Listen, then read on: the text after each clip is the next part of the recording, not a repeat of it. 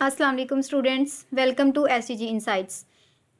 आज हम lecture number 11 से लेकर लेक्चर नंबर 15 के तमाम कॉन्सेप्ट्स को क्लियर करेंगे। इसके साथ साथ मैं आपको इसके तमाम कोड को भी क्लियर करवाऊंगी। स्टूडेंट पहले लेक्चर नंबर 1 से लेक्चर नंबर 10 के तमाम कॉन्सेप्ट्स को मैंने 2 वीडियोस में कवर किया है। तो अगर आप वो 2 लेक्चर्स लेंगे तो इंशाल्लाह इन 5 लेक्चर्स को बहुत अच्छे तरीके से डाइजेस्ट कर सकते हैं। तो मैं आपको यही सजेस्ट करूँगी कि पहले वो आप दोनों वीडियोस को देखें जो कि 45 मिनट और 30 मिनट तक की हैं। तो इंशाल्लाह आपके तमाम कॉन्सेप्ट बहुत अच्छे तरीके से क्लियर हो जाएंगे। तो आइए स्टार्ट करते हैं हम अपना लेक्चर नंबर 11। लेक्चर नंबर 11 में सबसे पहले हमने पढ़ना है कांस्टेंट मेंबर फंक्शन।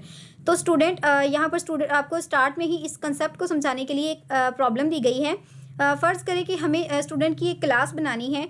हम चाहते हैं कि स्टूडेंट का जो हम ऑब्जेक्ट बनाएं उसको एक रोल नंबर मिल जाए, और स्टूडेंट हमारी रिक्वायरमेंट ये है कि हमारा जो रोल नंबर है वो through out the class same रहे, कभी भी चेंज ना हो। तो उसे हम क्या नाम दे देंगे स्टूडेंट? हम उसे कांस्टेंट फंक्शन का नाम दे देते हैं, या फिर उसे हम कांस्टेंट वेरिएबल बना देते हैं। जैसे स्टूडेंट आपकी VUID है, वो कभी भी चेंज नहीं होती जब तक कि आप अपनी डिग्री मुकम्मल कर रहे होते हैं। फॉर एग्जांपल अगर आपकी 4 साल की डिग्री है तो आपकी VUID कभी भी चेंज नहीं होगी। तो स्टूडेंट अब इसमें भी एक मसला आया। मसला ये है कि अगर हम रोल नंबर को कांस्टेंट डिक्लेयर कर दें तो कंस्ट्रक्टर की बॉडी के अंदर हम उसकी वैल्यू को सेट नहीं कर सकते, क्योंकि कंस्ट्रक्टर की बॉडी के अंदर वैल्यू इनिशियलाइजेशन नहीं बल्कि असाइनमेंट है। और हमेशा याद रखें कि कांस्टेंट वेरिएबल को दोबारा असाइन नहीं किया जा सकता। तो स्टूडेंट इसी प्रॉब्लम को सॉर्ट आउट करने के लिए हमने ये जो कॉन्सेप्ट पढ़ना है वो हमारे पास है इनिशियलाइजेशन लिस्ट। इससे पहले मैं आपको बताती हूँ स्टूडेंट, आपकी इनिशियलाइजेशन क्या होती है। इनिशियलाइजेशन होती है जैसे ही हमारा वेरिएबल क्रिएट होता है उसके साथ ही हम उसकी वैल्यू रख देते हैं। जैसे हमने इंट i = 2 रख दिया। और स्टूडेंट हमारी असाइनमेंट क्या होती है कि जैसे ही हमने पहले उसका वेरिएबल क्रिएट किया है, देन हमने उसकी वैल्यू को इनिशियलाइज किया है। स्टूडेंट जैसे आप पैदा होते हैं और आपका नाम रख दिया जाता है, ये आपकी असाइनमेंट है। और आप बड़े होते हैं, आपको अपना नाम पसंद नहीं आता तो आप अपनी नाम चेंज करवा लेते हैं। वो आपका क्या होता है? वो आपकी वो आपकी असाइनमेंट है। और जो आपका पैदा होते ही नाम रख दिया जाता है वो आपकी इनिशियलाइजेशन है। तो स्टूडेंट ये सारा प्रॉब्लम सॉल्व करने के लिए हमारे पास कौन आया? हमारे पास मेंबर इनिशियलाइजेशन लिस्ट आया। स्टूडेंट इसने क्या कहा कि ये आपकी एड करेगा वहाँ पर जहाँ आप कंस्ट्रक्टर के अंदर अपनी कांस्टेंट वेरिएबल को असाइन नहीं कर सकते अपनी वैल्यू को। तो स्टूडेंट ये हमारे पास क्या करता है? Initializer list is a mechanism to initialize data member. ये एक मैकेनिज्म है जो डेटा मेंबर्स को इनिशियलाइज करता है। It is given after the closing parenthesis of the parameter of the constructor. ये कंस्ट्रक्टर के पैरामीटर कंस्ट्रक्टर के बाद क्लोजिंग पैरेंथेसिस में इसके पैरामीटर दिए जाते हैं क्या लगाकर? एक कॉलन लगाकर, सेमी कॉलन लगाकर, इसे हम क्लोजिंग पैरेंथेसिस में देते हैं। और इसके बाद स्टूडेंट अगर इसके जो पैरामीटर्स हैं वो ज़्यादा हो जाएं तो हम क्या करते हैं? उसको के दरमियान हम कोमा को यूज़ करते हैं। स्टूडेंट ये मैं आपको डेव C++ पर लेकर जाती हूँ और ये तमाम कोड समझाती हूँ। स्टूडेंट सबसे पहले हमने क्या किया? हमने एक क्लास बनाई स्टूडेंट के नाम से, और उसके फर्स्ट जो हमने वेरिएबल डिक्लेयर किया है उसे हमने कांस्टेंट कह दिया। और उसके बाद हमने एक स्ट्रिंग उसका पासवर्ड रख दिया। तो यहाँ पर हमने क्या किया? ये हमने एक कंस्ट्रक्टर बनाया है स्टूडेंट नाम का, जो कि हमारी क्लास का नाम है। आपको पता है कंस्ट्रक्टर का नाम हमेशा स्टूडेंट जो हमारी क्लास होती है उसके नाम के जैसा ही होता है। तो हमने एक ID बनाई है, और ID के अंदर जैसे हमने ऊपर कांस्टेंट इसे डिक्लेयर किया था, इसके अंदर हमने 111 यानी कि एक ID पास कर दी है, और पासवर्ड में मैंने STG इनसाइट्स पास कर दिया है। तो अब स्टूडेंट हमने एक फंक्शन बनाया है अपनी क्लास के अंदर ही जिसका नाम हमने गेट रखा है, और उसके थ्रू हमने अपने ID और पासवर्ड को सी आउट करवा दिया है। तो स्टूडेंट यहाँ पर हमने स्टूडेंट नाम का एक ऑब्जेक्ट बनाया है, और ये इस ऑब्जेक्ट S को यूज़ करते हुए हमने इसको गेट कर लिया है। तो अब देखते हैं स्टूडेंट हमारी स्क्रीन पर क्या आंसर शो होगा। जैसे कि स्टूडेंट आप देख सकते हैं यहाँ पर 111 जो कि हमारा क्या था? जो हमारा एक कांस्टेंट वेरिएबल था, एक कांस्टेंट फंक्शन था, वो भी एग्जीक्यूट हो चुका है। और हमारा नेम जो मैंने सिंपली इंट्रोड्यूस करवाया था ये भी हमारा एग्जीक्यूट हो चुका है। तो बेसिकली यही हमारे पास फंक्शन होता है इसका। इसके बाद नेक्स्ट स्टूडेंट ये आपसे MCQs बहुत पूछा जाता है, और ये आपका इंपॉर्टेंट कॉन्सेप्ट है। वो कैसे स्टूडेंट?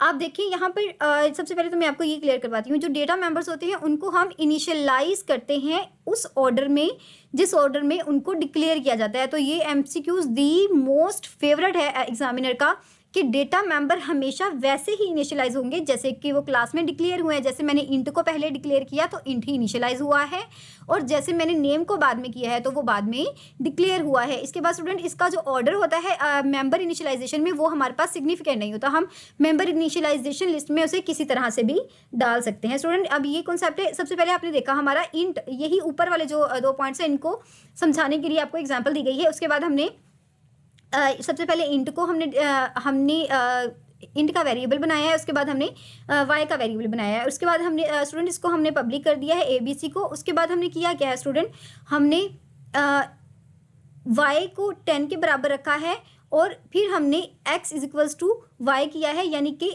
x की कॉपी बनाई है y के अंदर, और z की जो कॉपी है उसे हमने बनाया है y के अंदर। तो स्टूडेंट इससे होगा क्या, पहले x बनेगा क्योंकि वो क्लास में पहले लिखा गया था। इस सूरत में हमारे पास x की जो वैल्यू होगी वो जंक वैल्यू हो जाएगी, क्योंकि x की तो अभी वैल्यू थी ही नहीं। क्योंकि इसकी वजह स्टूडेंट क्या है, क्योंकि y ने अभी बनना है, अभी वो बना ही नहीं। तो स्टूडेंट यही जो कंसेप्ट है कि जो चीज़ पहले इनिशियलाइज हुई वो पहले डिक्लेयर हुई, और उसका ऑर्डर मैटर करता है, लेकिन इनिशियलाइजेशन में उसका ऑर्डर जो हमारी लिस्ट है उसके अंदर ऑर्डर मैटर नहीं करता। नंबर 2 पर है कॉन्स्टेंट ऑब्जेक्ट। तो स्टूडेंट जो कॉन्स्टेंट ऑब्जेक्ट्स होते हैं उसके लिए हम कीवर्ड यूज़ करते हैं कॉन्स्ट का, और कॉन्स्टेंट ऑब्जेक्ट की स्टेट को हम कभी भी चेंज नहीं कर सकते।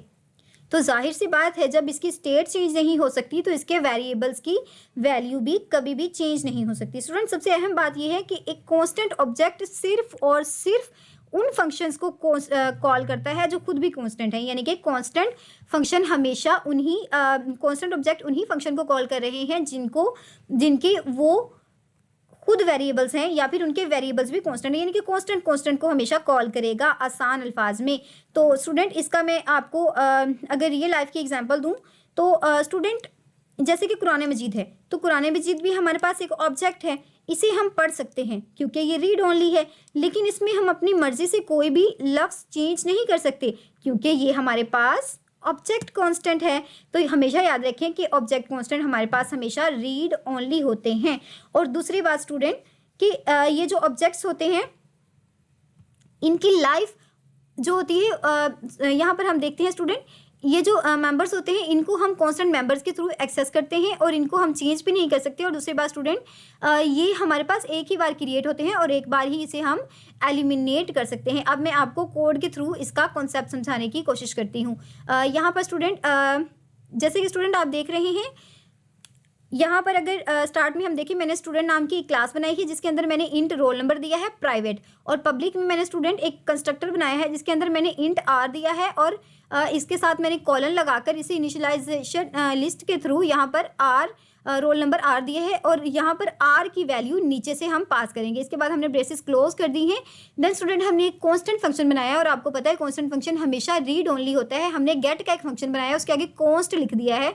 जहाँ पर भी हम जिस भी फंक्शन के आगे कॉन्स्ट का कीवर्ड लिख देते हैं वो हमारे पास हमेशा कौन सा फंक्शन हो जाता है, वो हमारे पास कांस्टेंट फंक्शन बन जाता है जो हमें रिटर्न करेगा रोल नंबर। इसके बाद हमने एक नॉन कांस्टेंट फंक्शन बनाया है जो हमारे पास रीड ओनली है, और इसकी पॉसिबिलिटी है कि हम रीड एंड राइट, हम इसको दोनों तरीके से इसे हम सॉर्ट आउट कर सकते हैं। इसके बाद हम मेन में गए हैं। मेन में हमने एक स्टूडेंट नाम का एक ऑब्जेक्ट बनाया है S1, और इसके अंदर हमने पास कर दी है अपने रोल नंबर की वैल्यू जो कि 50 है। तो स्टूडेंट अब हमारे पास वैलिड कॉल कौन सी होगी, क्योंकि ये हमारे पास कांस्टेंट ऑब्जेक्ट है, जैसे कि यहाँ के इसके स्टार्ट में भी कांस्टेंट लिखा हुआ है। स्टूडेंट दूसरी ट्रिक ये है कि आपका जो ऑब्जेक्ट होगा उसके स्टार्ट में कांस्टेंट लिखा होगा, और जो कांस्टेंट फंक्शन होगा उसके लास्ट में, यानी कि नाम लिखने के बाद हम कांस्टेंट कीवर्ड यूज़ करते हैं।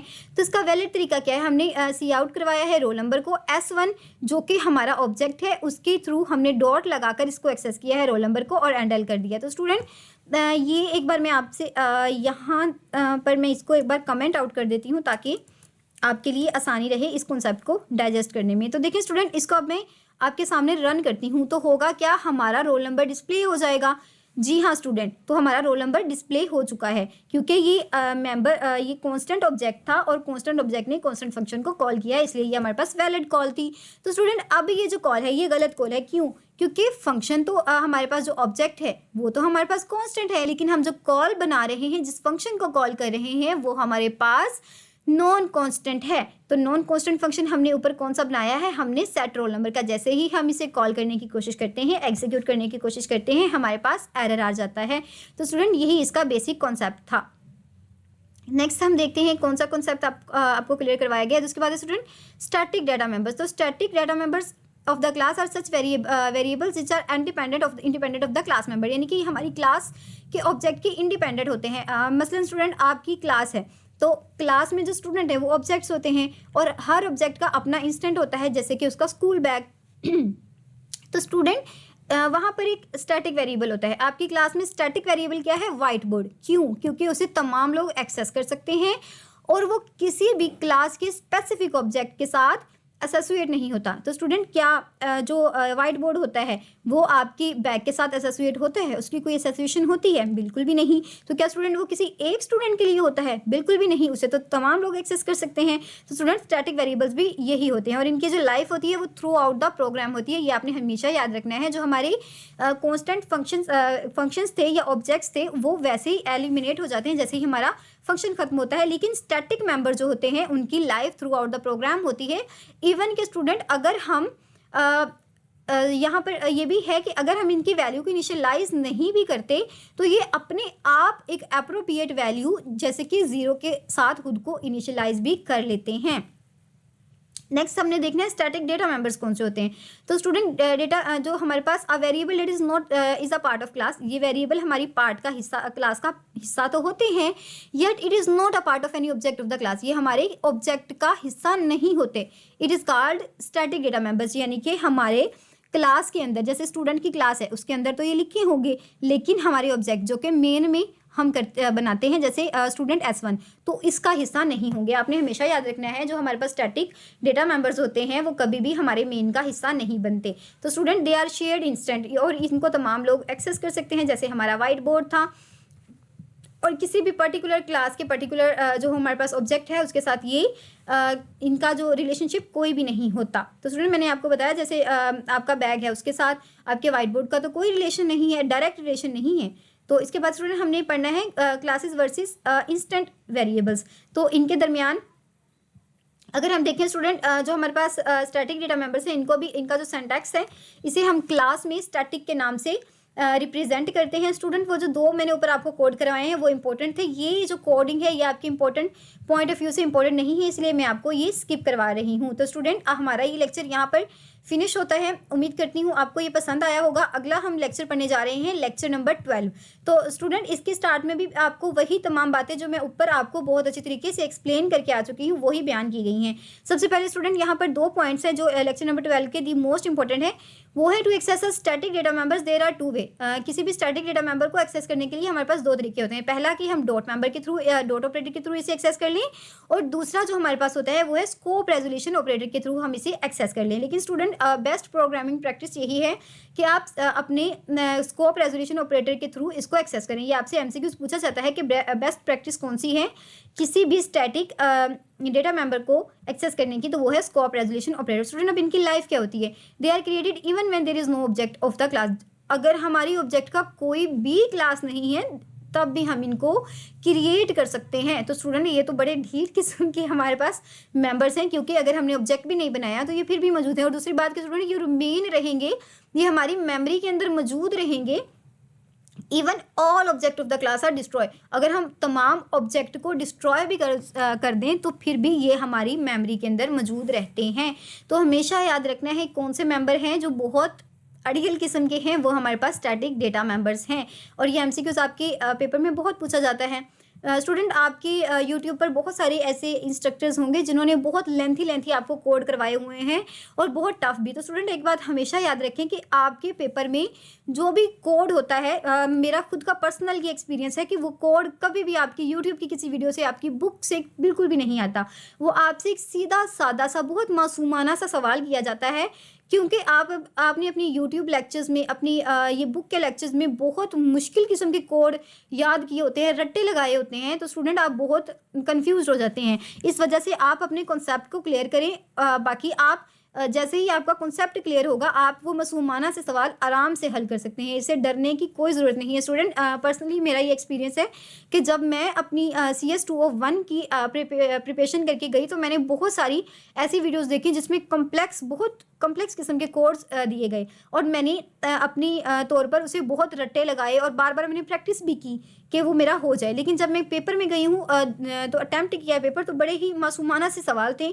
तो स्टूडेंट क्या हुआ, मेरी मेमोरी में तो इतने कॉम्प्लेक्स किस्म के कॉन्सेप्ट थे तो मैं बहुत कंफ्यूज हो गई। देन फिर स्टूडेंट मैंने उन तमाम डेटा को एक साइड पर रखा और खुद से उस कंस्ट्रक्टर का ही कॉन्सेप्ट था, उसी के रिलेटेड मुझसे क्वेश्चन पूछा गया था। तो मैंने बहुत सिंपली सा आंसर किया है और यकीन करें कि आप मेरा 4 CGPA आया था C++ की जो बुक थी हमारी CS 201 में। तो स्टूडेंट आप अब देखिए यहाँ पर जो नेक्स्ट हमारे पास है वो स्टैटिक मेंबर फंक्शंस की डिफाइन है। ये भी स्टूडेंट जिस तरह हमने पीछे पढ़ा है हमारे कांस्टेंट फंक्शन होते हैं वैसे ही होते हैं, लेकिन उसके ऑपोजिट है। मतलब कि स्टूडेंट इनको हमें वर्क करने की ज़रूरत नहीं होती, इन्हें हम जगाना नहीं पड़ता और ये हमारे पास स्टैटिक मेंबर फंक्शन होते हैं, क्योंकि जो पहले से मौजूद है उसे जगाने की क्या ज़रूरत है, उसे कॉल करने की क्या ही ज़रूरत है। और उसके बाद student they are use to access static data members और जो हमारे पास फंक्शंस होते हैं स्टैटिक, वो स्टैटिक मेंबर को ही करेंगे कॉल। और उसके बाद student access mechanism for the is same as the static data members, और जो इसको हम एक्सेस करते हैं वो सेम ऐसे ही है जैसे हम स्टैटिक को एक्सेस कर रहे होते हैं। और ये जो हमारे पास मेंबर्स होते हैं स्टैटिक मेंबर कभी भी नॉन स्टैटिक मेंबर्स को एक्सेस नहीं कर सकते। इसके बाद स्टूडेंट हमने पढ़ना है दिस पॉइंटर और स्टैटिक मेंबर फंक्शन का रिलेशनशिप क्या है। हमने पढ़ा था कि हर मेंबर फंक्शन के पास एक खुफिया तौर पर दिस पॉइंटर आता है जो बताता है कि ये किस ऑब्जेक्ट का फंक्शन है। लेकिन स्टूडेंट स्टैटिक फंक्शन के पास दिस पॉइंटर नहीं होता। क्यों स्टूडेंट?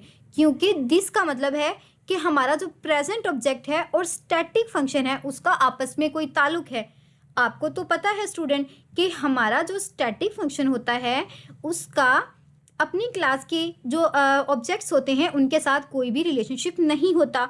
तो स्टूडेंट ये बात क्लियर हो गई कि हमारा जो दिस पॉइंटर होता है वो हमारे स्टैटिक मेंबर फंक्शंस में यूज़ नहीं होता। ये आपसे MCQs पूछा जाता है स्टूडेंट, क्या ना static member function use the this pointer, क्या static member function this pointer को यूज़ करेगा? तो बिल्कुल भी नहीं करेगा। क्यों नहीं करेगा? क्योंकि मौजूदा ऑब्जेक्ट्स और स्टैटिक फंक्शन का ताल्लुक किसी खास ऑब्जेक्ट से होता ही नहीं है। तो वो तो क्लास के साथ होता है, किसी ऑब्जेक्ट के साथ ताल्लुक ही नहीं है, तो भाई वो उसे एक्सेस ही क्यों करेगा, वो उसे यूज़ ही क्यों करेगा? क्योंकि उसे तो अपना कोई ताल्लुक बनाना ही नहीं है, उसने रहना ही अकेले है। इसके बाद student global variable versus static variables. तो स्टूडेंट ये MCQ पूछा जाता है कि स्टैटिक वेरिएबल्स का जो अल्टरनेटिव है वो हमारे पास कौन सा वेरिएबल है, वो है हमारे पास ग्लोबल वेरिएबल। स्टूडेंट हमने पढ़ा था कि ग्लोबल वेरिएबल्स की भी वही फंक्शनैलिटीज़ होती हैं। कौन सी? कि ये तमाम एंटिटीज़ को एक्सेस कर सकते हैं प्रोग्राम के अंदर। और दूसरी बात स्टूडेंट ये हम इसे कोई भी एक्सेस कर सकता है। तो स्टूडेंट हमारे स्टैटिक मेंबर्स का भी तो यही काम है। लेकिन ग्लोबल वेरिएबल के अंदर जो ग्लिच आता है वो ग्लिच स्टूडेंट ये है कि ये जो हमारे ग्लोबल वेरिएबल्स होते हैं ये हमारे प्रिंसिपल ऑफ इंफॉर्मेशन हाइडिंग के अगेंस्ट हैं। हमारी जो प्रिंसिपल है उसके ये खिलाफ जाते हैं, जबकि जो हमारे स्टैटिक मेंबर्स हैं वो इसको फॉलो करते हैं। स्टूडेंट जिस तरह अगर हम देखें स्टैटिक मेंबर हमें ये फ़ायदा देते हैं कि इनकैप्सुलेशन के असूल के साथ साथ हम इनको प्राइवेट रख के महफूज भी कर सकते हैं। तो देखें कितने ज़बरदस्त किस्म का इनकी फंक्शनैलिटी है। कोई भी चीज़ जो आती है उसका कोई ना कोई फंक्शन होता है और ऊप्स तो हमें आया ही फैसिलिटेट करने हैं डेली लाइफ की एग्जांपल, डेली लाइफ के सिनेरियो में हमारी हेल्प करने के लिए। इसके बाद स्टूडेंट एरे।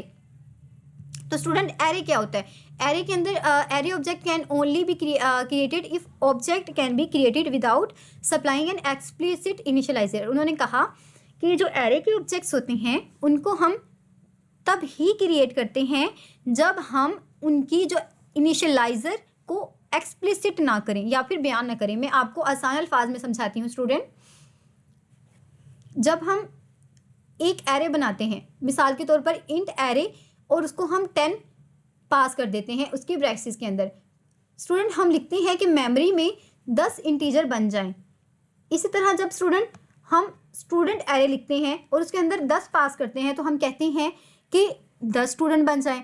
तो स्टूडेंट क्या होता है, कंपाइलर एकदम से 10 स्टूडेंट बनाने की कोशिश करता है।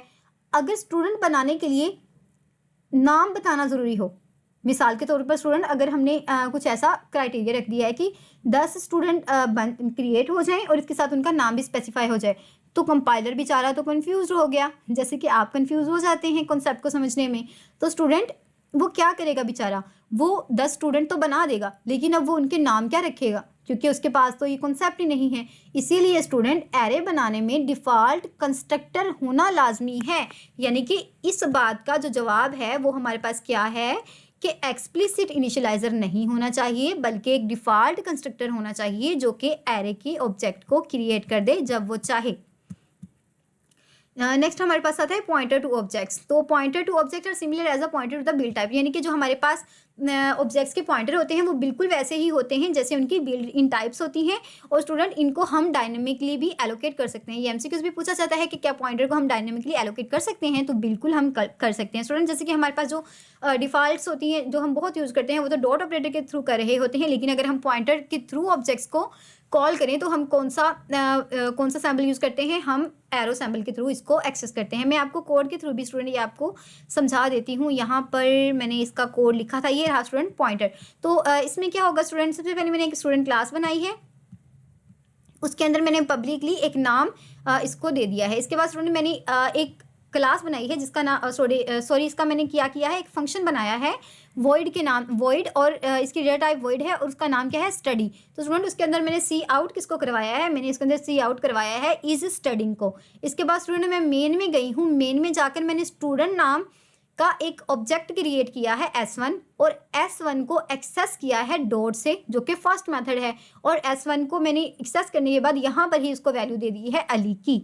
तो स्टूडेंट एक मेथड तो ये हो गया, और दूसरा जो मैंने आपको पॉइंटर के थ्रू बताया है, तो हमने सबसे पहले स्टूडेंट का एक पीटीआर बनाया है, फिर उस पीटीआर के थ्रू हमने एड्रेस ऑपरेटर के थ्रू S1 को एक्सेस किया है, और इसके बाद स्टूडेंट हमने जो हमारे पास स्टडी का फंक्शन है उसे हमने एक्सेस स्पेसिफायर जो कि हमारे पास एरो ऑपरेटर है उसके थ्रू हमने उसको एक्सेस किया है। बात तो काम तो सेम है, लेकिन ये पॉइंटर के थ्रू हो रहा था और ये हमारा सिंपली डॉट ऑपरेटर के थ्रू हो रहा था।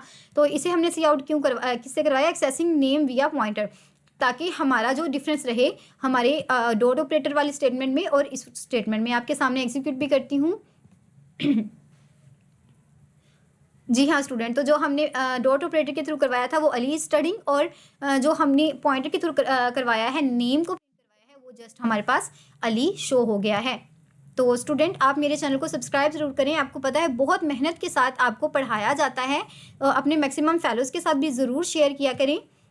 तो स्टूडेंट नेक्स्ट हम इसकी देखते हैं, ये लेक्चर नंबर 13 का हम कॉन्सेप्ट पढ़ रहे थे स्टूडेंट। अब हमने इसके कॉन्सेप्ट्स में देखना है न्यू ऑपरेटर को इंट्रोड्यूस करना है। तो न्यू ऑपरेटर क्या होता है, अब तक हमने जो भी ऑब्जेक्ट्स बनाए थे वो हमारी स्टैक पर बन रहे थे, और स्टैक पर क्या होता है स्टूडेंट, जैसे ही फंक्शन खत्म होता है हमारे जो ऑब्जेक्ट्स होते हैं वो खुद ब खुद खत्म हो जाते हैं। स्टूडेंट अगर हम चाहते हैं कि हमारी मर्जी से ऑब्जेक्ट बने और हमारी मर्जी से ही ख़त्म हो, यानी कि रन टाइम पर, तो हम क्या करते हैं, हम न्यू ऑपरेटर के कॉन्सेप्ट को इंट्रोड्यूस करते हैं। तो स्टूडेंट न्यू जो ऑपरेटर होता है वो करता क्या है, हमारी हीप मेमोरी को यूज़ करता है और उसकी जगह पर जाकर हमारे ऑब्जेक्ट को बनाता है। तो हीप मेमोरी में क्या होता है, हम अपनी मर्जी से डिस्ट्रॉय कर रहे होते हैं और हम अपनी मर्जी से बना रहे होते हैं। स्टूडेंट इसका मेन फंक्शन क्या है हमारे पास, ये सबसे पहले कि मेमोरी में स्पेस एलोकेट करता है, और दूसरी बात स्टूडेंट कि कॉलिंग द एप्रोप्रिएट कंस्ट्रक्टर, इसके लिए ये एप्रोप्रिएट कंस्ट्रक्टर को भी कॉल करता है। इसके बाद स्टूडेंट ये आपको डिज़ाइन बताया गया है। स्टूडेंट ये आपका बिल्कुल भी इंपॉर्टेंट नहीं है। और एक और इम्पॉर्टेंट बात कि स्टूडेंट आप अगर चाहें तो आप लेक्चर नंबर 13 को स्किप भी कर सकते हैं। इसमें दो ही कॉन्सेप्ट हैं जो मैंने आपको बताए हैं, एक तो पॉइंटर टू ऑब्जेक्ट, इसको याद रखने के लिए मैंने आपको एक शायद नहीं बताई ये ट्रिक है कि अगर आप डॉट ऑपरेटर के साथ एक्सेस करें तो वो ऐसा है कि आप अपने टीवी के पास जाते हैं और बटन के साथ उसका चैनल चेंज करते हैं, ठीक है। और यही काम अगर आप स्टूडेंट जैसे मैंने आपको एक एरो वाला पॉइंटर वाला मेथड बताया था, तो वो क्या होता है स्टूडेंट, आप अपनी सोफे पे बैठकर ही रिमोट के बटन के थ्रू चैनल चेंज कर लेते हैं। तो स्टूडेंट यही दो फ़र्क है पॉइंटर के थ्रू और डॉट के थ्रू किसी भी ऑब्जेक्ट को एक्सेस करने में। तो स्टूडेंट मेरी तरफ से तो आप ये लेक्चर स्किप कर सकते हैं क्योंकि कुछ भी इसमें इम्पोर्टेंट नहीं है। वैसे स्टूडेंट ये कोड मैंने आपको यहाँ पर करके दिखाया हुआ है, आई थिंक सो यहाँ पर जी हाँ स्टूडेंट, तो यहाँ पर मैंने आपको ये कोड करके दिखाया है स्टूडेंट। ये आपके पेपर पॉइंट ऑफ व्यू से बिल्कुल भी इंपॉर्टेंट नहीं है, फिर भी मैं आपको थोड़ा सा बता देती हूँ। सबसे पहले मैंने एक स्टूडेंट नाम की क्लास बनाई है और इसके अंदर एक पब्लिक मैंने एक स्पेसिफायर बनाया है, जिसके अंदर मैंने सी आउट करवाया है एक कंस्ट्रक्टर के अंदर कि कंस्ट्रक्टर इज कॉल्ड। और उसके बाद स्टूडेंट मैंने नंबर 2 पर एक रोल नंबर वॉइड के नाम से एक सेट रोल नंबर का फंक्शन बनाया है, जिसके अंदर मैंने रोल नंबर को सेट किया है। और स्टूडेंट इसके बाद मैंने ऑब्जेक्ट्स को क्रिएट किया है। बेसिकली स्टूडेंट इसका सिनेरियो हमारे पास कुछ ऐसा था, हमें लीप ईयर को बनाना था और इसके अंदर हमें जो डेट थी उसको फिक्स रखना था, यानी कि कांस्टेंट रखना था। और फिर स्टूडेंट एक बाउल जो कि हमारा हेल्पिंग फंक्शन होगा, उसके थ्रू हमने उसको उसकी डेट को इंक्रीज करवाना था या इंक्रीमेंट करवाना था प्लस प्लस के मेथड से। स्टूडेंट अब ये हीप जो हमारे पास लीप ईयर होता है वो कौन सा ईयर होता है स्टूडेंट? हर 4 साल बाद आता है। तो हम क्या करेंगे स्टूडेंट, यहाँ ऊपर मैंने आपको ये करके दिखाया है, हम एक इफ कंडीशन यूज़ करेंगे।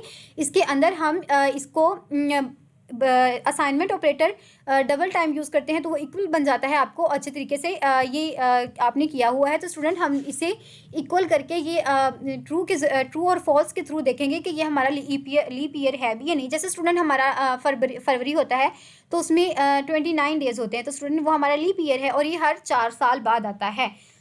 तो इसके बाद स्टूडेंट हमने कंस्ट्रक्टर बनाया, डेट बनाई, डेट की क्लास बनाई, सेटर गेटर फंक्शन बनाए, उसको इनिशियलाइज करवाया। सो स्टूडेंट ये सारा आपने काम करना है, लेकिन स्टूडेंट आपको करने की ज़रूरत नहीं है। जैसे मैंने आपको बताया कि आप इस लेक्चर को आराम से स्किप कर सकते हैं और आपका कोई भी नुकसान नहीं होगा। इवन स्टूडेंट जो दो कॉन्सेप्ट्स हैं उनको अच्छे तरीके से कर लीजिएगा और ये आपका कॉन्सेप्ट 100% हो जाएगा। अब स्टूडेंट जो आपका सबसे इम्पोर्टेंट ऊप्स का सबसे इम्पोर्टेंट और सबसे यूज़फुल जो आपका कॉन्सेप्ट है वो है कंपोजिशन। तो कंपोजिशन का सबसे बड़ा जो बेनिफिट है ये कि हम इसको यूज़ कर सकते हैं, रीयूज़ कर सकते हैं अपनी कोड में बार बार। मिसाल के तौर पर स्टूडेंट मैं आपको समझाती हूँ। ये जो हमारे पास कंपोजिशन है इसका जो रिलेशन है वो बहुत स्ट्रॉन्ग किस्म का रिलेशन होता है, ठीक है। और दूसरी बात स्टूडेंट, ये पार्ट और होल का रिलेशनशिप होता है। जैसे स्टूडेंट मैंने आपको समझाया था पेरेंट और चाइल्ड का जो रिलेशनशिप होता है, यानी कि होल जो कंप्लीट बेस क्लास होती है और जो पार्ट क्लास होती है जो उसकी डिफरेंट कैटेगरीज होती हैं। तो स्टूडेंट अगर मैं आपको बताऊं कि हम एग्जांपल लेते हैं, इंसान है तो इंसान की जो पूरी बॉडी है उसके अंदर दिल, दिमाग, उसका लंग्स हो गए, उसकी टांगे, तमाम उसके क्या है पार्ट्स हैं, और जो उसकी पूरी बॉडी है वो उसका क्या है होल। तो अगर इंसान की डेथ हो जाए तो स्टूडेंट क्या उसका दिल जिंदा रहता है? एग्जैक्टली स्टूडेंट वो बिल्कुल भी नहीं रहता, क्योंकि वो उस पर डिपेंड कर रहा है। तो हमें एक दूसरी बात क्या पता चली कि कंपोजिशन में पार्ट अपने होल पर डिपेंड कर रहा होता है। तो स्टूडेंट ये एमसीक्यूज भी आपका बहुत इंपॉर्टेंट है कि जो हमारे पास कंपोजिशन होती है उसका हैज़ा रिलेशनशिप होता है। कंपोजिशन और एग्रीगेशन जो कि हम नेक्स्ट चैप्टर में पढ़ेंगे, इनका हमेशा हैज़ा रिलेशनशिप ही होता है और इस कोड को हम रीयूज़ भी बार बार कर सकते हैं। और स्टूडेंट जो हमारे पास कंपोजिशन होती है इसको हम कहाँ पर क्रिएट करते हैं? हम ऑब्जेक्ट, एक क्लास की ऑब्जेक्ट से दूसरी क्लास की ऑब्जेक्ट के अंदर इसको हम क्रिएट कर सकते हैं। Composition is creating object of one class inside the other class. Composition का मतलब ही ये है कि एक क्लास के अंदर दूसरी क्लास के ऑब्जेक्ट्स को क्रिएट करना। तो स्टूडेंट ये भी आपको मैं कोडिंग के थ्रू समझाती हूँ बिकॉज ये आपका कोडिंग के लिहाज से बहुत इंपॉर्टेंट है। यहाँ पर आप देख सकते हैं आगे कुछ भी नहीं है। चलिए हम डेव C++ पे जाते हैं और इसको कवर करते हैं। यहाँ पर जी हाँ, ये रहा मेरा कंपोजिशन का। स्टूडेंट मैंने आपको ये पहले से कोड इसलिए करके रखा है ताकि आपकी वीडियो ज़्यादा लेंथी ना हो। जैसे मैंने आपको बताया है कि आपका सिर्फ कॉन्सेप्ट समझना ज़रूरी है, कोड तो एज इट इज़ आपके पेपर में नहीं आना। अगर आया भी तो स्टूडेंट ये आप ये छोटी सी एग्जांपल भी कोड कर सकते हैं जो मैंने आपको ये अभी करवा रही हूँ। सबसे पहले स्टूडेंट हमने क्या किया आप याद रखें, स्टार्ट में हम कौन सी बना रहे होते हैं? स्टार्ट में हम होल बना रहे होते हैं क्लासेस, तो पार्ट क्लासेस। तो हमारी जो क्लास इंजन है वो कौन सी क्लास है? पार्ट क्लास है। हमने इसको पब्लिक बनाया, पब्लिक में जाके हमने इसका एक कंस्ट्रक्टर बनाया इंजन का, और इसके बाद स्टूडेंट हमने इंजन के कंस्ट्रक्टर के अंदर सी आउट करवा दिया इंजन कंस्ट्रक्टर। इसके बाद स्टूडेंट हमने एक फंक्शन बनाया है वॉइड, उसकी डेटा टाइप है और उसका नाम रखा है स्टार्ट, और उसके अंदर हमने सी आउट करवाया है स्टार्ट को। देन हमने एक और यानी बनाया है डिस्ट्रक्टर। तो आप हमेशा याद रखें कि डिस्ट्रक्टर हमेशा टिल्ड से स्टार्ट होता है और उसके फॉलोइंग में उसका क्लास जैसा सेम नाम होता है, और ये हमारी जो होती है मेमोरी को क्या करता है, डिस्ट्रॉय करता है, जो हमारे कंस्ट्रक्टर ने ली होती है। तो स्टूडेंट हमने इंजन का ही एक कंस्ट्रक्टर बनाया, यही सेम काम हमने करना है व्हील से, क्योंकि व्हील भी एक पार्ट है। सबसे पहले कंस्ट्रक्टर बनाएंगे, फिर मूव एक फंक्शन बनाएंगे, मूव को सी आउट करवाएंगे, देन हम इसका डिस्ट्रक्टर बना लेंगे। तो नेक्स्ट स्टूडेंट हम बनाएंगे base class, in other words whole class या फिर पेरेंट क्लास।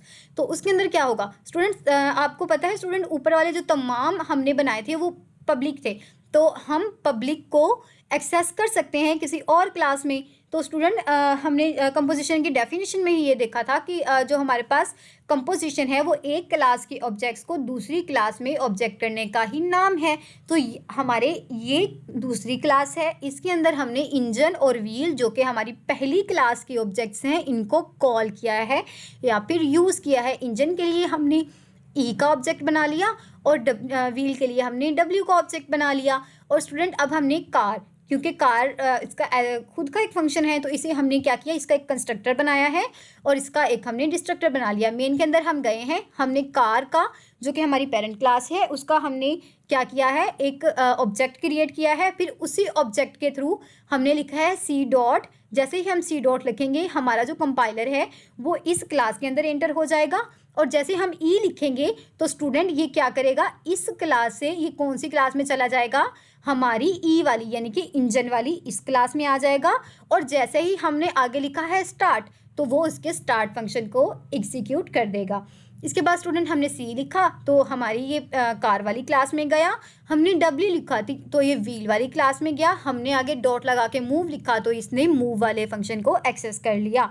तो स्टूडेंट ये पूरा कोड आप सोच रहे होंगे कि मैंने यहाँ पर कंस्ट्रक्टर और डिस्ट्रक्टर को क्यों मैंने इतना मेंशन किया है। तो स्टूडेंट आपका जो नेक्स्ट कॉन्सेप्ट है वो यही है, और कंपोजिशन का जो दी बेस्ट एमसीक्यूज जो पूछे जाते हैं आपसे, आपके एग्जामिनर के मोस्ट फेवरेट होते हैं, वो यही होते हैं कि कंस्ट्रक्टर और डिस्ट्रक्टर की क्या वैल्यू होती है और ये किस तरह से एग्जीक्यूट होते हैं। तो आपने हमेशा याद रखना है कि हमारी होल क्लास का कंस्ट्रक्टर हमेशा लास्ट पे एग्जीक्यूट होता है, और जो हमारी होल क्लास का डिस्ट्रक्टर होता है वो सबसे पहले एग्जीक्यूट होता है। इसी तरह स्टूडेंट हमारी पार्ट क्लास का जो कंस्ट्रक्टर है वो इसके ऑपोजिट होगा, यानी कि जो पार्ट क्लास का कंस्ट्रक्टर है वो पहले एग्जीक्यूट होगा और जो डिस्ट्रक्टर है वो बाद में एग्जीक्यूट होगा। तो अब मैं आपको इसको रन करके भी दिखाती हूँ ताकि आप विजुलाइज कर सकें इसी कॉन्सेप्ट को। ये देखिए स्टूडेंट क्या हुआ, सबसे पहले हमारी इंजन और व्हील क्लास का कंस्ट्रक्टर चला है। क्यों? क्योंकि ये पार्ट्स हैं और हमारा कंपोजिशन का कंसेप्ट कहता ही ये है। इसके बाद स्टूडेंट हमारा चला है कार कंस्ट्रक्टर। कार कंस्ट्रक्टर हमारे पास बेस था या फिर होल था, इसलिए ये हमारा बाद में चला है इसका कंस्ट्रक्टर। अब दूसरा मैजिक देखिए, तो देखिए स्टूडेंट कार का डिस्ट्रक्टर पहले चला है और व्हील और इंजन का डिस्ट्रक्टर बाद में चला है, यानी कार का जो डिस्ट्रक्टर है वो हमारे पास पहले चलता है क्योंकि ये होल है, और व्हील और इंजन का डिस्ट्रक्टर बाद में चलता है क्योंकि ये हमारे पास पार्ट्स हैं। तो स्टूडेंट ये वाला भी मैं आपको विजुलाइज करवा देती हूँ कि किस तरह से इसने इसको एक्सेस कर लिया। इसको कमेंट मैंने इसीलिए किया था ताकि आप पहले उस कॉन्सेप्ट को डाइजेस्ट कर लें।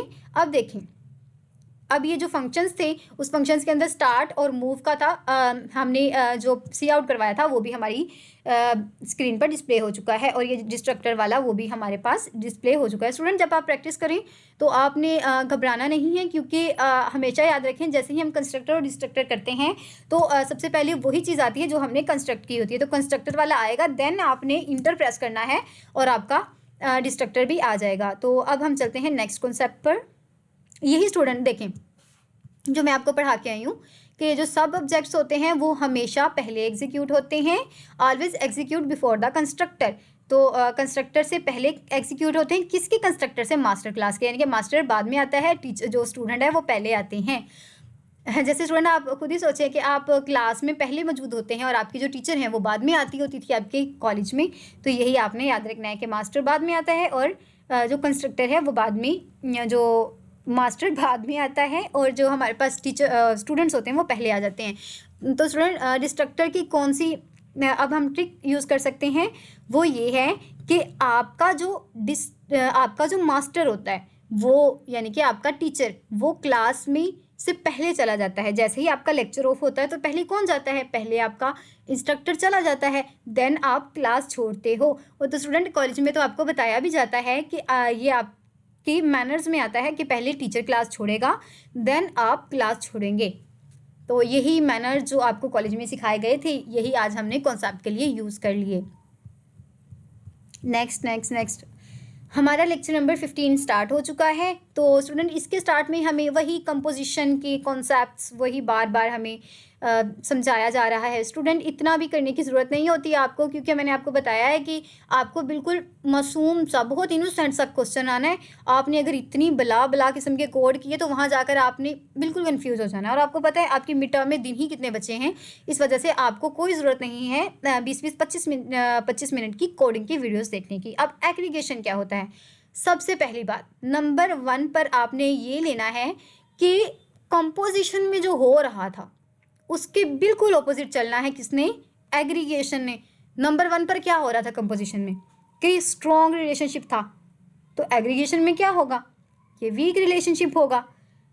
इसके बाद स्टूडेंट ये हमने पढ़ा था कंपोजिशन एक दूसरे पर डिपेंड कर रही होती है।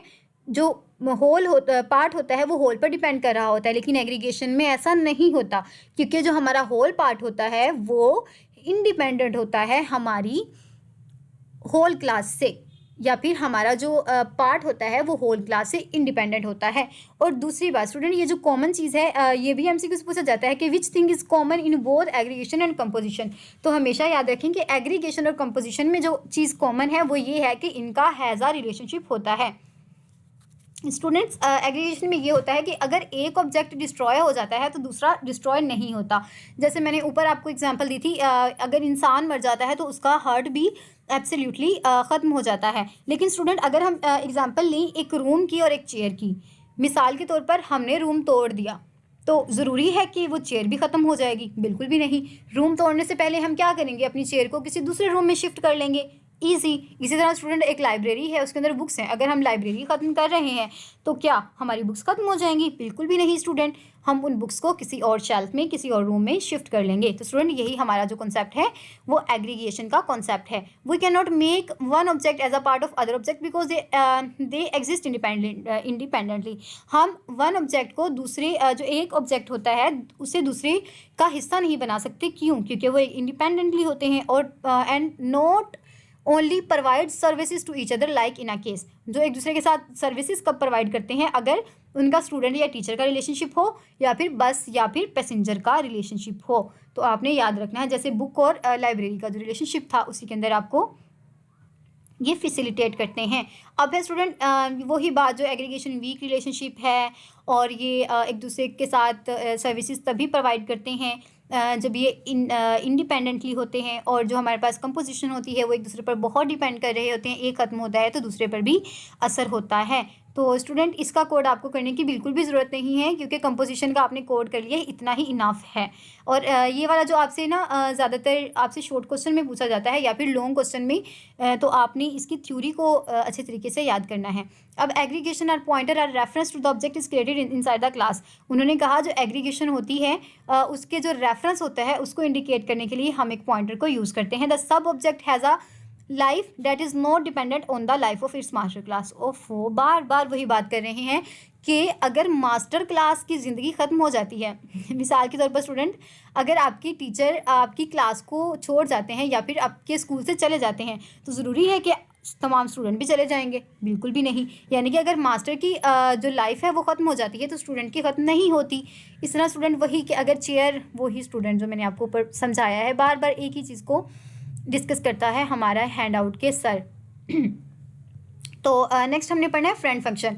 फ्रेंड फंक्शन क्या होता है? The friend function which are not a member of the function member function of the class. ऐसे फंक्शन जो मेंबर फंक्शन नहीं होते हमारी क्लास के, यानी कि हमारे क्लास का हिस्सा तो नहीं होते, yet they can access all private member of the class are called member function. लेकिन वो हमारे तमाम प्राइवेट जो हमारे मेंबर्स होते हैं उनको एक्सेस कर सकते हैं, वो हमारे पास फ्रेंड फंक्शन होता है। स्टूडेंट यहाँ पर मैं आपको एक छोटी सी इमेज के थ्रू समझा देती हूँ ये कॉन्सेप्ट बहुत आसानी से कि फ्रेंड क्लासेस हमारे पास जैसे मैंने फंक्शन बताया इसी तरह हमारे पास क्लासेस भी होती हैं। तो ये ऐसी क्लास होती है जिसको हम एक्सेस कर सकते हैं प्राइवेटली और प्रोटेक्टेड तमाम मेंबर्स के लिए किसी दूसरी क्लास के मेंबर्स को। तो स्टूडेंट देखिए मैंने एक्स नाम की क्लास बनाई। स्टूडेंट इसी तरह आप फंक्शन भी बना सकते हैं, सेम यही मेथड है।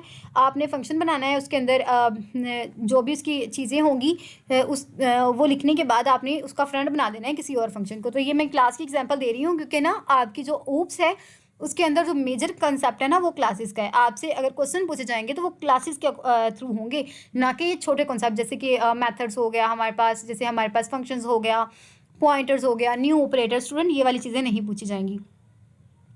तो स्टूडेंट देखें यहाँ पर क्लास बनाई है मैंने एक्स के नाम से, इसका प्राइवेट मैंने याद रखें प्राइवेट मैंने एक्सेस स्पेसिफायर लगाया है और उसके अंदर इंटीजर बनाया है और उसके साथ ही उसकी वैल्यू को मैंने इनिशियलाइज कर दिया है 5 के बराबर। अब मैंने क्या किया है, फ्रेंड बनाया है वाई क्लास को एक्स का, यानी कि अब ये जो वाई है वो एक्स के तमाम एलिमेंट्स को एक्सेस कर सकती है। तो मैंने वाई क्लास बनाई है पब्लिक, इसका मैंने जो बनाया है एक्सेस स्पेसिफायर रखा है वो पब्लिक रखा है और मैंने वॉइड शो के थ्रू एक्स ऑब्जेक्ट को एक्सेस कर लिया है क्योंकि एक्स हमारा क्या था तो वो प्राइवेट। लेकिन मैं इसे एक्सेस करने में क्यों कामयाब हुई हूँ, क्योंकि मैंने इसका फ्रेंड बनाया है। जैसे स्टूडेंट आपकी जो चीज़ें हैं वो पूरी क्लास तो शेयर नहीं कर सकते ना, आप पूरी क्लास के साथ शेयर नहीं कर सकते, लेकिन आपके फ्रेंड को यह हक हासिल होता है कि वो आपकी तमाम चीज़ों को एक्सेस कर सकता है। तो स्टूडेंट हमने क्या किया, ओबीजे बनाया और उसके साथ डॉट लगाया, इसके साथ हमने ए वाले एलिमेंट को एक्सेस कर लिया। तो सी आउट हमारी स्क्रीन पर क्या शो होगा, ए इज इक्वल्स टू 5 या फिर ए की जो वैल्यू है 5 वो डिस्प्ले हो जाएगी। उम्मीद करती हूँ आपको कॉन्सेप्ट समझ आ गया होगा। अब हम देखते हैं स्टूडेंट, ये आपका अगेन बहुत इंपॉर्टेंट कॉन्सेप्ट है स्टूडेंट। हमने lecture number I think so 12 में देखा था कि हमारी जो ग्लोबल वेरिएबल्स होते तो वो हमारे स्टैटिक वेरिएबल्स की तरह है, लेकिन उनका नुकसान क्या था कि वो हमारा जो प्रिंसिपल ऑफ डेटा हाइडिंग है उसको क्या करते हैं, उसके अगेंस्ट हैं। तो स्टूडेंट इस तरह जो हमारे फ्रेंड फंक्शन है वो भी हमारी जो होते तो इम्पोर्टेंट है और हमारे काम भी बहुत आते हैं, लेकिन ये हमारे प्रिंसिपल ऑफ इनकैप्सुलेशन को क्या करते हैं, उसकी वोलेशन करते हैं और ये ऊप्स का बहुत इंपॉर्टेंट ला है। तो स्टूडेंट जब हम पढ़ ही ऊप्स रहे हैं तो हमने ये डिस्कस भी तो करना है कि कौन सी चीज़ हमारी ऊप्स के लाज के लिए नुकसानदेह है। तो हमेशा याद रखें कि जो फ्रेंड फंक्शन है वो हमारी इनकैप्सुलेशन के कॉन्सेप्ट को वोलेट करता है या फिर उसको डिस्ट्रॉय करता है। अब हमने फ्रेंड फंक्शन स्टूडेंट ये भी देखें कि जो प्रोटोटाइप होती है ना फ्रेंड फंक्शन की, वो हमेशा क्लास डेफिनेशन में हम कवर करते हैं। स्टूडेंट ये आपने CS 201 में बहुत अच्छे तरीके से पढ़ा है कि पहले आपने अपनी क्लास बनाई स्टूडेंट के नाम से, देन आपने क्या किया, उसकी प्राइवेट और पब्लिक जो भी आपने एक्सेस स्पेसिफायर के थ्रू अपना डेटा इनिशियलाइज करवाना था वो इनिशियलाइज करवाया और बिल्कुल आखिर पर जहाँ पर आप अपनी क्लास को इनक्लोज करने लगे हैं वहाँ पर आपने फ्रेंड कीवर्ड लिखा, फ्रेंड फंक्शन का नाम लिखा और उसकी ब्रेसेस लगाई, सेमीकोलन लगाया और उसके अंदर कोई अगर आर्ग्यूमेंट डालना था तो वो डाल दिया। और उसके बाद स्टूडेंट जब आपने क्लास ख़त्म की है देन आप उसकी जो तमाम होंगी इनिशियलाइजेशन या असाइनमेंट्स वो करते हैं। तो हमेशा याद रखें कि क्लास में सिर्फ हम फ्रेंड कीवर्ड लिखते हैं, फ्रेंड का नाम लिखते हैं और देन उसको बंद कर देते हैं। जो उसका सारा काम करना होता है, जो एक्सेसिंग का काम है, वो सिर्फ हम कहाँ पे करते हैं, वो हम बाहर जाके करते हैं। ये देखें स्टूडेंट, ये देखें मैं आपको बता देती हूँ। देखो यहाँ पर हमने क्या किया है, फ्रेंड क्लास वाई सिर्फ हमने नाम लिखा है, इसको डिफाइन किया है और उससे जाकर एक्सेस कहाँ पे किया है, यहाँ पर नेक्स्ट क्लास के अंदर आकर एक्सेस किया है। होप सो आप समझ गए होंगे। But friend function are not member of the function. जो हमारा फ्रेंड फंक्शन होते हैं वो कभी भी हमारी क्लास का मेंबर नहीं होते या फिर मेंबर फंक्शन नहीं होते। तो आपका ये लेक्चर ख़त्म हो गया है स्टूडेंट। आप मेरे चैनल को ज़रूर सब्सक्राइब किया करें, बहुत मेहनत होती है आप तक ये लेक्चर लेकर आने में। स्टूडेंट ये आपका लेक्चर मैंने बहुत ही डिटेल्ड में रिकॉर्ड किया था इससे पहले। अभी तो हुआ क्या स्टूडेंट, मैंने 1 घंटा 15 मिनट का आपका लेक्चर रिकॉर्ड किया और मुझे पता ही नहीं चला, गलती से मैंने अपना माइक ऑफ कर दिया। तो जैसे ही मैंने अपनी वीडियो को रेंडरिंग पे लगाया है तो वॉइस तो रिकॉर्ड नहीं हुई थी। स्टूडेंट मुझे बहुत मायूसी हुई क्योंकि मैंने मुसलसल 1 घंटा 15 मिनट में बोली और मेरे हाथ कुछ भी नहीं आया। तो काइंडली स्टूडेंट आप ज़रूर सब्सक्राइब किया करें और अपने फेलोज़ के साथ भी ज़रूर शेयर किया करें और बहुत अच्छे तरीके से पढ़ा करें स्टूडेंट। मुझे बहुत खुशी होगी अगर आप इन्हीं कॉन्सेप्ट को देखकर अपने एग्ज़ाम को बहुत अच्छे तरीके से पास करते हैं। और स्टूडेंट मैं आपको गारंटी के साथ कहती हूँ कि मैं कोई भी आपको चीज़ मिस नहीं करवाती, ईच एंड एवरी पॉइंट मैं आपको क्लियर करवाती हूँ। तो स्टूडेंट आपका एक लाइक करना तो बनता ही है, और स्टूडेंट आपको अपने मैक्सिमम फैलोज़ के साथ सब्सक्राइब भी करें, क्योंकि ये आपकी एप्रिसिएशन है जो हम आपके लिए इतनी मेहनत करते हैं। तो मुझे अपनी दुआओं में ज़रूर याद रखिएगा। अपना और अपने इर्द गिर्द का बहुत ख्याल रखें। आपके एग्ज़ाम बहुत करीब हैं, तो अपने मिड टर्म्स की तैयारी को बहुत सिंसियर होकर करें। अल्लाह हाफिज़।